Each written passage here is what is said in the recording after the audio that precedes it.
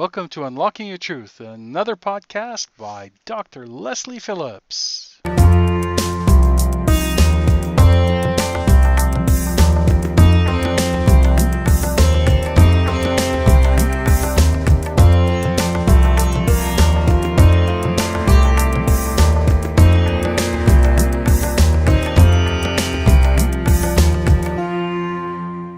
Hello everyone, and welcome to Unlocking Your Truth with Dr. Lesley.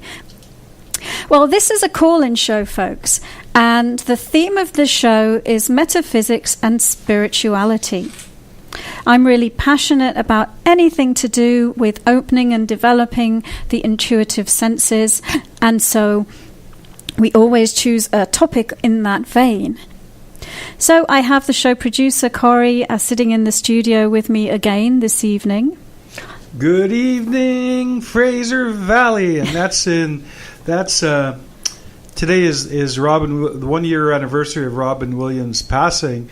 And I just thought I'd do that in honor of him. He was one of my favorite people on the earth. His humor has got me ever since I've seen him on Happy Days many, many years ago as Mork. He's hilarious. And the world's missing a funny man. Well, thanks for that, Corey. And you bring up an interesting subject, actually. And it wasn't going to be tonight's topic, but maybe we'll change it. Maybe we'll switch it around because, one of my favorite topics is healing. We've talked about healing a couple of times on the show. But, healing comes in many forms. And I think some of the best healers in the world are comedians like Robin Williams. Because no matter what is going on with you, you might be chronically ill. You might be in your hospital bed. You might be recovering from an operation. You might have cancer. You might have suffered a loss. Somebody that you loved may have passed away. Maybe you're having financial problems. Maybe your relationship is breaking down. All these terrible things that can happen and do happen to people. But if you are watching a comedian and they say something that really tickles you, that makes you laugh, that, side-splitting, uncontrollable laughter, during that time when you are laughing, you can't remember the fact that you're in the middle of a divorce. You can't remember that you just had chemotherapy. You can't remember that you only have 10 cents in your wallet. Because for that moment when you're in the laughter, your whole being is filled with amusement. The amusement brings you into the present moment. And it raises your vibration. It raises your vibration to just such a fabulous degree that you are above the vibratory level of the problems and challenges and obstacles that you are going through. Wouldn't you agree, Corey? Oh, excuse me. Definitely. It's a technique that I used to use with a lot of people used to come see me. And what I used to tell them about fear or anxiety or even depression is to literally take your arms, just take your arms as if you're going to hug someone and put it around that emotion, put it around that negativity, put it around that feeling of depression and love it, literally love it. And you can only have one emotion at a time. You can only have one feeling at a time. You can only have one thought at a time. And it's very true, and laughter is the same thing. When you're listening to somebody who's telling, like Bill Cosby, I think Bill Cosby is phenomenal because he makes people just roar, and all he talks about is life, his kids and his family and things like that. And another was George Carlin. I saw George Carlin once come out on stage, and he just stood there for 15 minutes, and the people were in stitches. They were hilarious. There was nobody in the audience with a dry eye because they were laughing so hard. So these people are there, and they're not thinking about their problems, their mortgages, their cars, their accidents, their life. They're just they're just in a whole different space. It's just a wonderful, wonderful feeling. Yeah. And so, folks, if you're going through a difficult time, then it can be a fantastic idea to go and watch a funny movie. Go on to YouTube, find some videos of your favorite comedian, and sit down. Watch any movie. Sit down and watch it, because it will get you, at least for the time that you're watching it and that you're amused, it will get you out of that dark space that you're in. Now, Corey's absolutely right. It's very easy to change your emotion, and you know what? You might be thinking, well, what's she talking about? I feel really miserable. And I don't see anything that could get me out of this, because I've got this problem and I've got that problem. And well, let's do a little exercise, because you can consciously change your vibration, and you can consciously run your amusement. So why don't we spend a few minutes doing a little meditation? And I'm going to start with grounding, because I always do. But after that, we are each going to run our amusement. And let me tell you something. Amusement is different for each individual. So my vibration of amusement is not the same as Corey's vibration of amusement, and and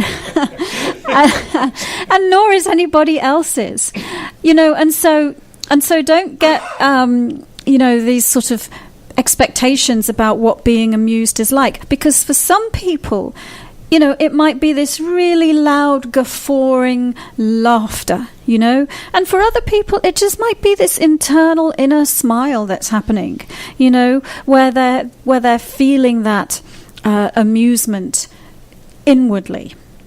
So there's no right or wrong way to be amused. There's just your unique way and your unique vibration of amusement. So let's do the grounding exercise. My topic today was actually going to be grounding, because someone had asked me to do a whole show on grounding and on the first chakra. But there is a prior show on grounding, so if you can look that up. All the shows on CIVL, by the way, they're just listed by date. But I'm going to have up on my website soon the show topics, and you'll be able to go on there and decide what topic to listen to. But there is a show which covers grounding, and I'm going to do some shows on the chakras, and the first chakra will be one of the ones I do. But I think tonight I like the idea of talking about amusement. So here we go. First thing we're going to do is get grounded. And if you remember, and if you've listened to the show before, you will know that what you need to do is close your eyes, sit in a straight back chair with your feet flat on the floor and your hands resting in your lap. And then tune in to an energy center that exists near the base of your spine. I say near the base of your spine because it's slightly lower down for men than it is for women. And that's just because it's associated with the gonads. That's a funny word to use on the radio, isn't it, Corey? Gonads. Gonads! Yeah, exactly. All right, so tune into that energy center near the base of your spine and start to create a flow of energy that goes from there all the way to the center of the earth. And it's pure energy, so it will go through your chair, it will go through the floor, through the layers and foundations of the building that you're in, and all the way to the center of the earth. And what that does, folks, is it does a couple of things. It anchors you, the high vibration spiritual being, to the planet and connects you with your body. Brings you into the here and now, because your physical body can only be in the here and now, whereas you can be on planet Mars if you like. So get grounded, get here. And then all you need to do to run your amusement is create a ball of energy right now above the top of your head. A ball of energy that is your own personal, unique vibration of amusement. Now you might notice what colour it is, or you might not. Mine's always pink, by the way, but that's my unique amusement vibration. And then what you do is you just take that, like it's just this big ball of energy, and just bring it down into your space. Now, this energy doesn't run through any energy channels. It basically will just engulf every cell of your body, every aspect of your being. So just bring that bubble of amusement energy down and surround yourself with it. Surround yourself with your own unique vibration of amusement, and just take a moment to be grounded and sitting in this amusement bubble. And notice what your unique vibration of amusement is like. Notice if it is uplifting your spirits to be sitting in this bubble of amusement. Now, of course, we're on the radio, so I need to keep speaking. But just spend a few minutes while I keep speaking to experience your amusement. And if you like it, you can do this anytime, any place, anywhere. If something is getting you down, get grounded. Get connected, get grounded. Create your grounding cord so that you can release whatever is bothering you down your grounding, and then just bring on that amusement. So, Corey, how was that for you? Wonderful, wonderful, wonderful. It's lovely. But you know what? Since we're talking about amusement, I got to share a little funny story. Is that okay? That's okay. Okay. Years and years ago, in another life, I used to teach Sunday school in church. And a lot of people have a problem. That's not the funny part. A lot of people have the problem seeing me as a Sunday school teacher. Anyway, one of my students, the 8-year-olds, one day was giving me such a hard time. I sent him to literally the pastor's office, and I said, go see the pastor, and just like that was it. I was done. I was just had enough of him, and so he was in the pastor's office, and the pastor sat him down and said, Joey, he says, names have been changed, by the way, to protect the innocent. Joey, where's Heavenly Father? And Joey looks sort of stunned at the pastor and says, Joey, where's Heavenly Father? And Joey just completely like a deer in headlights, just stunned. And the pastor raised his voice and, Joey, where's Heavenly Father? At which point, Joey got up and ran out the door and ran into his buddy Fred and said, hey, Fred, we got a problem. Said, what? Heavenly Father's missing and they think we did it.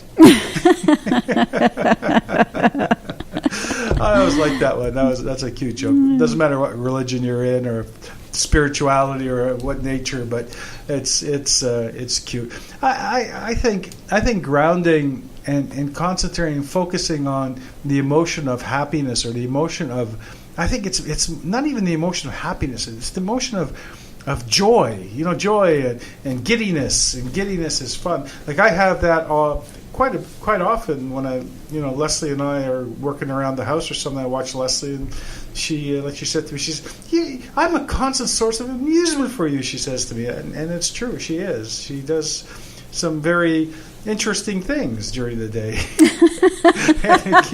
What do you expect? I'm a psychic.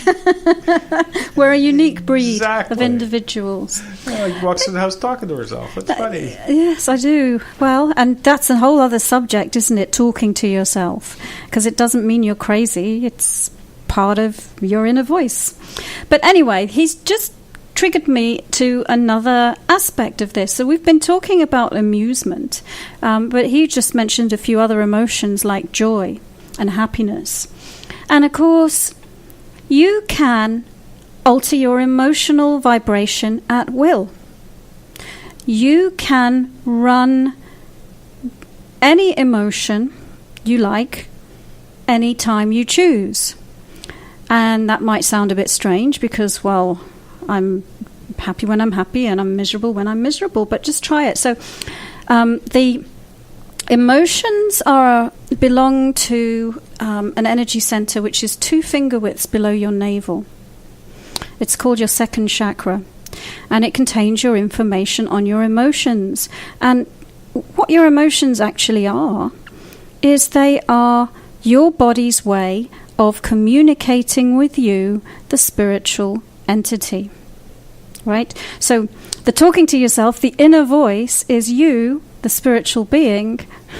When I say talking to yourself, there's a little voice inside of you that you can, if you listen to it, gives you good information. That's you, the eternal being, communicating with you, the temporal being. You, the spirit, communicating with you, the body personality. But it's a two-way street. The body communicates with you, the spiritual being, through its emotions. But you, the spiritual being, who's meant to be the master of your body, can actually shift the emotional vibration. So, before we go to break, let's do a quick experiment, everybody. So get grounded. So create that flow of energy from near the base of your spine to the center of the earth. And everybody run your unique vibration of joy. Just feel joy. Just feel into joy. You all know what joy feels like. Run your unique vibration of joy. If you want to do a joy bubble, you can do that. Or you can just allow that emotion to emanate from 2 finger widths below your navel. All right, and then release the joy down your grounding when you've had a little taste of that. I'm going quite quickly because we're coming up to a break. Now run your emotion of sadness. And notice how different that is. Just step into the sadness. It's a different frequency, isn't it? It's a lower frequency. You know, it's not as high, it's not as fast moving, is it? It's more depressed. Step into the, sadness. Just feel it for a moment.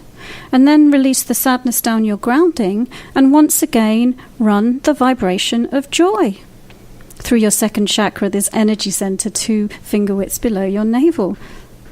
So you can be completely in charge of your emotions, actually. And which is not to say that you should cover up your body's communication, because it's important that you do listen to your body. But I hope that I've just demonstrated to you that you can consciously change your emotional state very quickly indeed. All right, we've meandered around a few different subjects, but I guess in principle it's been about raising your frequency, raising your vibration, moving into amusement, moving into joy, whatever you choose, and how easy that is to do.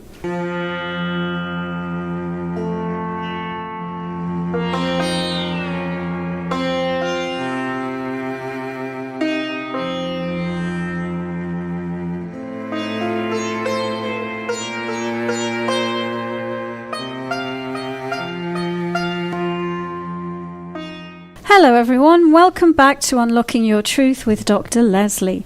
My name's Dr. Lesley Phillips, and we are now entering the part in the show where we answer your questions. And you can phone in and ask about absolutely anything. As you know, if you're a frequent listener, I'm a professional intuitive, and so I'm happy to address any question at all, whether it's of a personal nature or a spiritual nature, whether it's about something you'd like to know about your intuitive abilities or your life purpose or your past lives or your spirit guides, or whether it's something that you would like some help with that's going on in your life, like some kind of health issue or career problem or financial problem or relationship problem, anything that you like. It's a what's the word? Not I'm an open door. It's a clean slate. Anything goes. So, Corey, do we have any questions yet for today? Well, we sure do. Yes. And let me see. The first one I have here for you is a question from Haley. And Haley would like to know is, or let me read it out to you. My question today regards the lifetime with my daughter that is significant for this time around, and whatever comes to you, it says. The lifetime with her daughter that is significant for this time around. So she's talking about a past life reading about her and her daughter. Sure, Haley, I will take a look at that for you. So give me a moment. I'm just tuning into Hayley's energy, and the thing I do here, folks, is I look at her timeline. So I tune into her on a soul level, and I look at a timeline of all of her incarnations, going back to all the way to when she had her first incarnation on Earth. And Hayley, I have to say, you are an old soul. You've been here a long time, getting yourself into scrapes and trouble and having fun. And there's a lifetime which is about halfway down your timeline that is showing up, that I can see that your daughter was definitely a big part in it. And interestingly enough, it looks it's funny because it looks like well, let me look at the lifetime, but it looks like your daughter was having some kind of a struggle of some kind in that lifetime. So, and what I do when I've located the lifetime is I just get a symbol which acts as a key that unlocks the way into that past life information. And so the symbol I'm getting is a brass button, one of the sort of buttons that you see on old-fashioned military uniforms. And so I am seeing you in a past life, Hayley. It's in Russia, and you are a Russian soldier. So you are a member of the Russian military, and it's a fairly long time ago. And I'm just taking a look at your daughter, and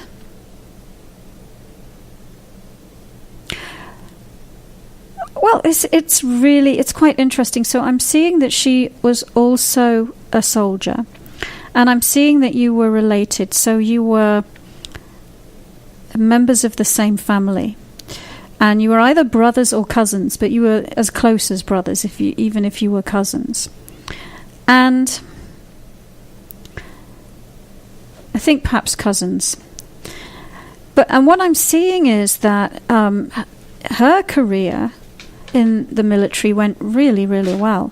So she ended up being your commanding officer, and not even immediately, but several people removed. So she went up the hierarchy into a position of glory and renown, and you.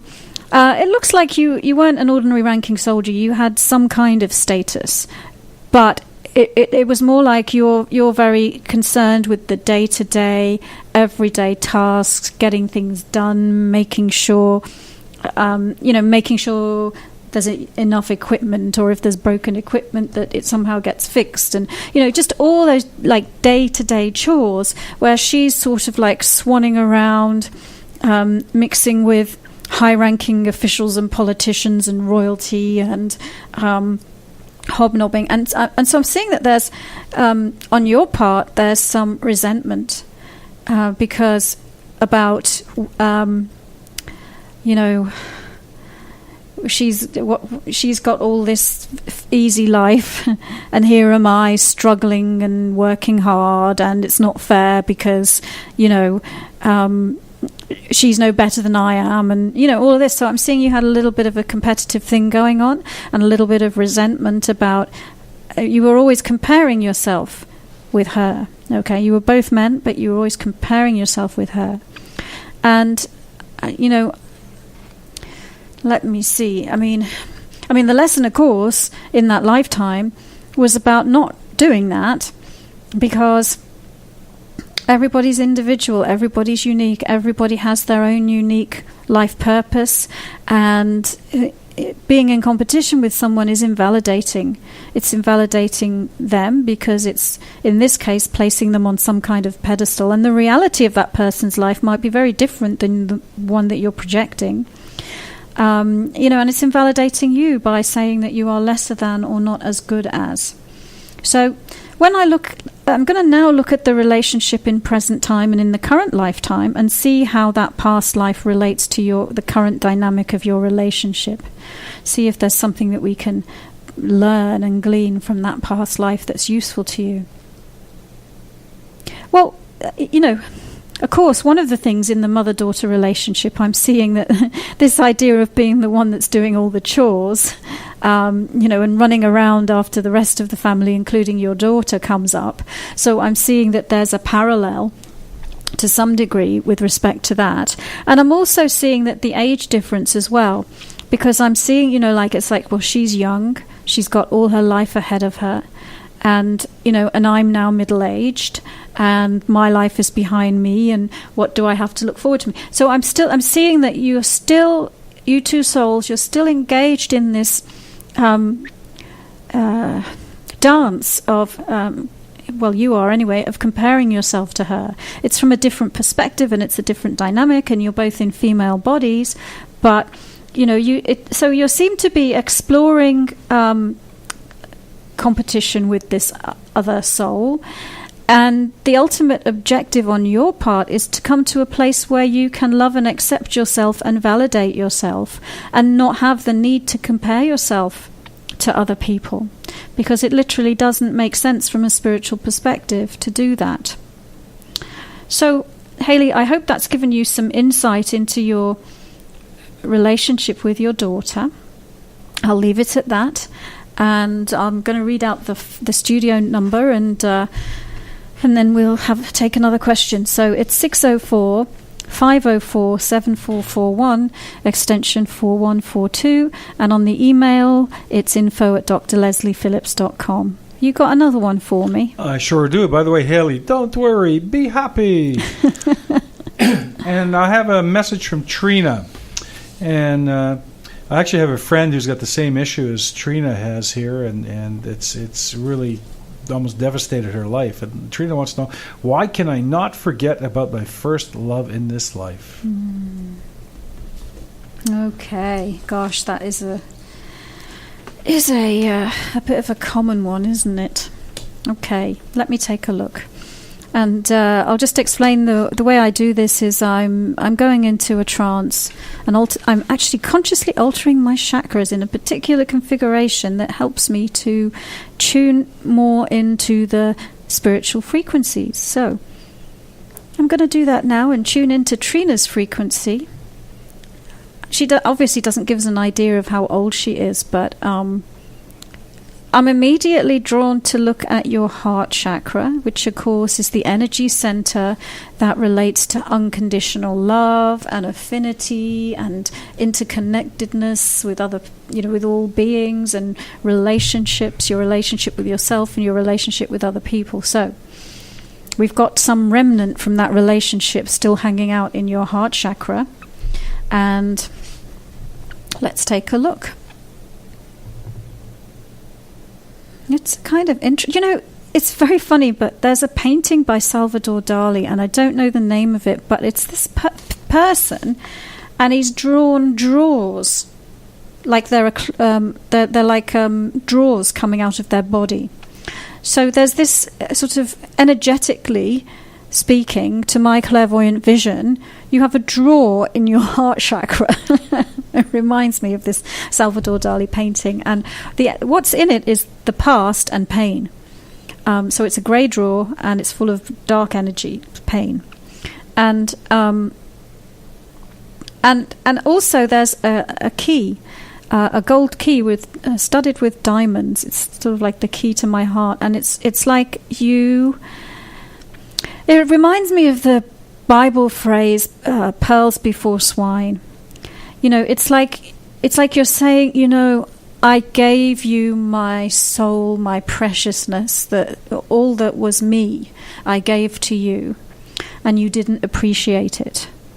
I cast my pearls before swine. And so it's sort of, I don't know what happened, but it looks as though you got rejected. And you'd come into that relationship so open-hearted, so full of you, innocently, loving, unconditionally, open, feeling sure that love like this can never end. So you were in touch with unconditional love, eternal love. And it's not that the love wasn't reciprocated, because I'm seeing on a soul level, this is actually somebody who's in your soul group, that there's a lot of affinity and love between you. But oftentimes when we get into our physical bodies, it doesn't sort of, we're helping each other to grow, by playing roles in each other's experiences. And so, so I'm seeing when it ended, it was like being ripped apart at the seams, because it's like all that you knew and believed about love, that it's eternal, that it's unconditional, that it is like God, that it is like the highest vibration, and you had been there, you'd been feeling that. And then it was like, it was, taken from you, and it just like, how can that be? It sort of it looks like it shattered your world. And so it sort of created a rift in your consciousness, because on the one hand, what you felt was true and what you felt was real. It was an eternal truth. It's love. And on the other hand, there was the pain and the rejection. And so the reason that you cannot forget your first love is because you are seeking to repair the rift in your consciousness. You're seeking to repair this conflict about, on the one hand, knowing that that we are love. That's all we are, and that's actually, what the universe is made of. Versus this experience, which was kind of like the opposite of love: rejection, deep pain. And you've kept the memory of that alive because you haven't healed that rift in your consciousness yet.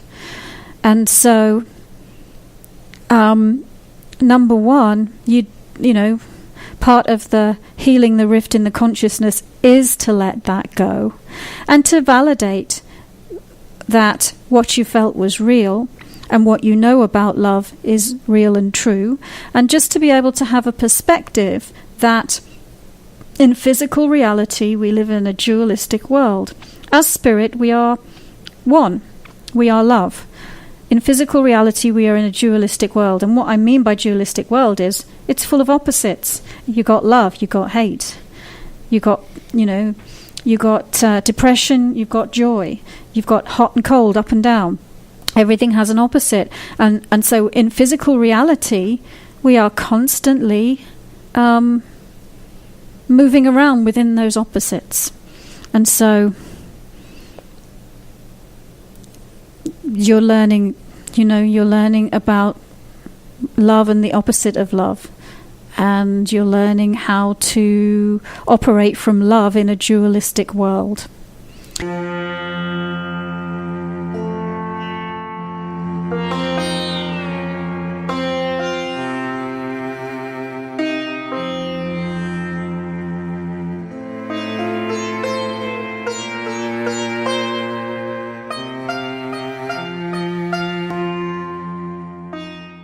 Hello everyone, welcome back to Unlocking Your Truth with Dr. Lesley. We are at that time in the show where we take your calls. And the email address that you can write into is info@drlesleyphillips.com. We've been talking about amusement in today's show, and we've been talking about how you can consciously change your vibration and your emotions as well. Corey, has anyone else sent us an email? Yes, they have. But just a little comment for Trina. Trina, at least feel lucky you haven't lost your pot for. What's a pot for? Cooking in, silly. If you knew, listeners, how many times I've heard that joke, and I had to play along now because we're on the radio. Of course. Anyway, yes, I have show's about joy and fun, so you can keep a little light. Yeah. Anyway, I have a question from Lynn, and all the ladies are emailing in tonight. What path should I create? I'm in my 60s with unfulfilled desires. I want to design, photograph, photograph, build, write, help people, I have lots of ideas. What next? Wow. Okay. Before I tune into Lynn, I'm just going to answer this in a general way. Because I often get questions like this, where people just have, I've got all these things that I want to do, and I don't know which one to choose. And it's a common problem, because you, the spiritual being, like we were saying earlier, you are eternal, multidimensional. You exist outside of time and space. And so you come into this lifetime with all these plans, all this enthusiasm for life, all these wonderful things that you're going to do. And then you embed your consciousness gets embedded in physical reality, where now we have time and now we have space. And we have a finite capacity in that vessel called the body for how much energy you can fit into it at any one time. And so this is really a question about how can I, the spiritual being, operate through my physical body so I can get all the fantastic things that I want to do this lifetime done. And the answer is you kind of have to separate them out. As spirit, we don't have to separate anything out because everything all is. It just is. It just coexists. But when you're in a physical body, you have to separate it out. So you have to choose. You have to make choices. That's why you've got free will. So you have to say, which one shall I do first, Lynn? Shall I design first? Or shall I do a photography project first? And then, and then see project number 1 through from start to finish. And when you feel complete with that, move on to the next one. So it's a case of organizing yourself in time and space, actually. But anyway, I answered that without really tuning into any specifics about you. And so I'll just do a quick tune-in, a quick check-in, and see what else. The only other thing I'd add to it, you mentioned that you were in your 60s, so there's a sense of time running out that you're going through as well. And just like wanting to just make the most of your life. And of course, let me tune into that for a moment, because that's like I said, you're actually an eternal being, and this is not the only lifetime that you have. So give me a moment. I'm going a bit quiet here, listeners, because I'm just needing to look, because as soon as I said that, I got sort of like a shift in her energy, and I'm just trying to figure out what's going on.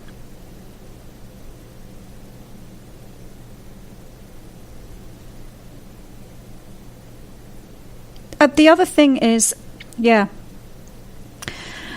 seeing that to some degree you're invalidating yourself and you're doubting yourself. Maybe you're doubting you have enough time to do all that you want to do. Maybe you're labeling yourself because you're a particular age.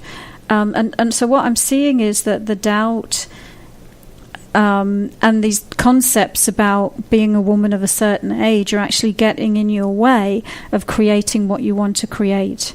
And so, and I'm also seeing that grounding would help. Grounding more would help you release the doubts, release the blocks, and actually bring in the energy and information around those creations that you want to do, because those creations already exist as spirit. You, the spiritual being, they're there. They're just waiting for you to plug and play, basically, through this body. So ground, release your doubts, release your limits, release any concepts that you have that you can't do what you want because you can, and choose one thing at a time. All right, next question. Do we have another? Yes, we do. We're eternal bodies. That's a wonderful concept, by the way. I wonder if the CRA or the Canada Tax Department has figured that one out yet. Eternal beings, not bodies. Your body is your body is finite. Okay. That's good today, I tell you. So, listen very carefully, Dr. Lesley, because I have a long question. You chose that really long one that we were looking at before the show. I've been putting it off for a couple of weeks, but I read it again. I think it's a great question. Maybe you can paraphrase, or you. No. I want to read okay, it because okay. it's a really good question.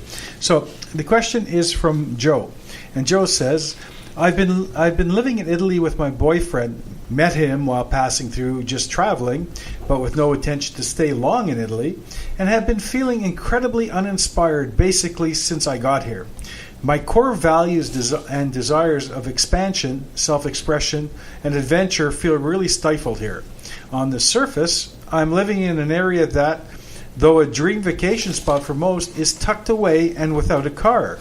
I have the flexibility to go wherever I want, and I am completely torn as to whether to stay here or go. My conflict lies in that a huge part of me feels there is a big lesson to be learned here, on a bigger level, leaning into the nothingness to find what true allness means, and on a day-to-day level, simply learning to fulfill my own needs and desires without leaning on any person, place, circumstance, energy to find fulfillment. And the other, equally as huge part of me, which seems to be growing in a lack of fulfillment, is the part that knows that I have a choice, that I am not happy in the energy that surrounds me, I can leave, and is reminded of a time in the past relationship where I felt like my wings were being clipped. And the moment I left, I immediately started soaring. But this time, I love the man more and feel that he could and wants to soar with me if given the opportunity. And I know that if I leave and there is a big lesson yet to be learned here, the energy of it will just follow me, and I'll still feel the same, only in a different area, or I'll simply perpetuate my old tendencies and wounds around fear of commitment, allowing myself to feel trapped in partnership or need for chaos to feel loved. So I guess to simplify the question, what the heck is the lesson here, and what is the highest to truly get the transformation and soar as high as can be? Yeah, you're right. That is a great question. I thought so. And one of the things she alluded to there was, wherever you go, there you are. So many people, have escape mechanisms. Going on vacation is one, and maybe, but wherever you go, there you are. So if you leave a relationship, or you leave a location, or you leave a job because, but you don't address what it is within you that's causing the issue, you'll only find it again down the road in another set of circumstances. So she's realizing that, and she's saying, well, I need to address this now, otherwise I'll just keep recreating it, which she will. So let me tune in to Joe's energy. And to simplify the question, it's basically that, she's feeling unfulfilled where she is. She wants to run away, and at the same time she wants to face her fears. And then we've got a man in the mix as well.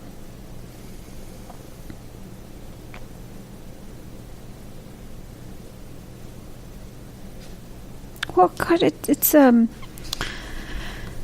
interesting looking at this one too, because I also feel there's this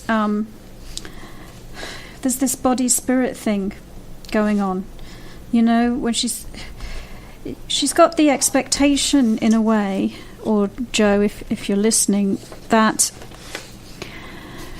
we often have an expectation that if we're not feeling fantastic, then something's wrong. But as I said earlier, this is planet Earth. It's a planet of polarities and dualities. It's normal to sometimes feel great and sometimes feel dreadful. It's just part of what our experience as human beings in this world is. And so don't expect yourself to feel fantastic all the time. If you felt fantastic all the time, you wouldn't be growing, you wouldn't be stretching yourself, and you wouldn't be expanding your consciousness, perhaps. Anyway, so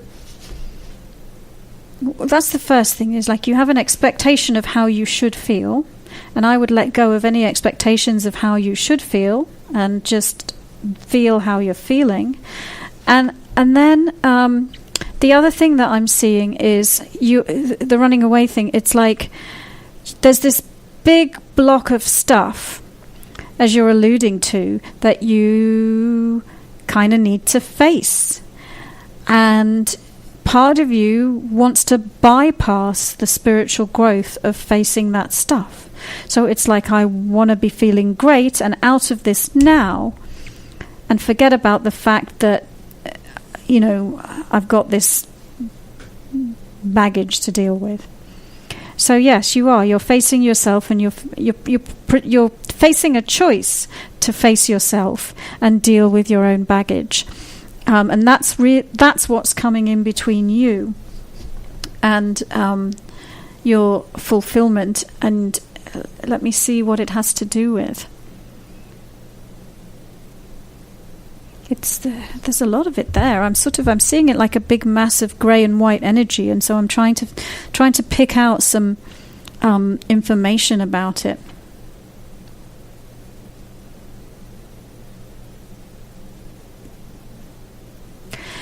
It is. It's. I've kind of said it already. It's your expectations about yourself.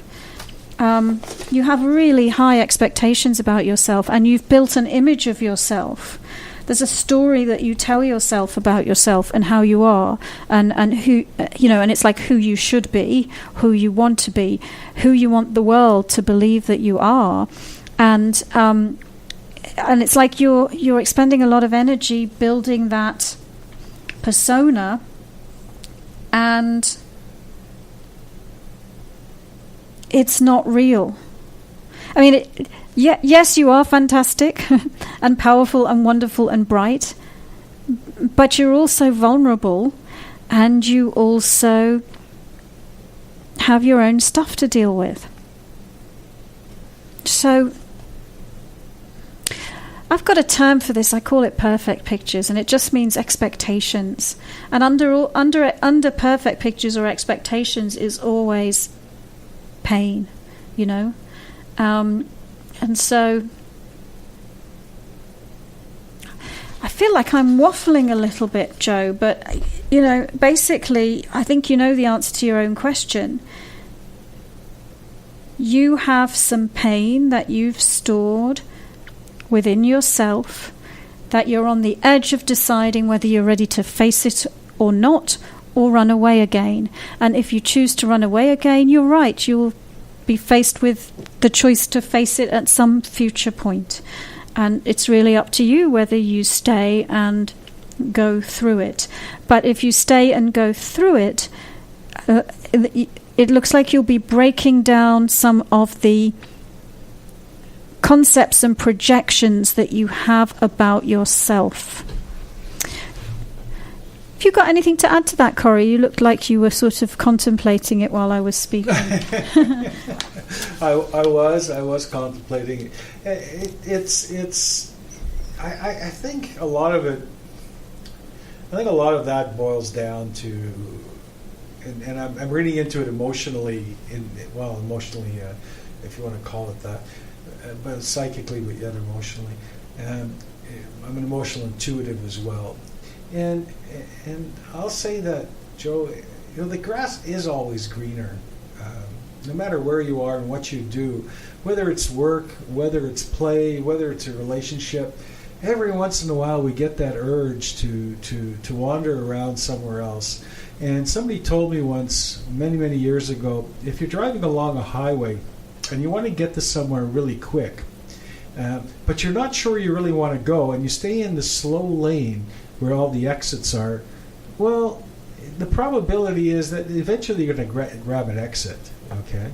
And but if you really want to get somewhere, get in the fast lane and give it all you got. Go for it, go for it, go for it. So it's your choice. Great, thanks for that, Corey. We're at the end of the show, folks. Thank you for joining us. You've been listening to another Unlocking Your Truth podcast by Dr. Lesley Phillips. For more information, go to our website at drlesley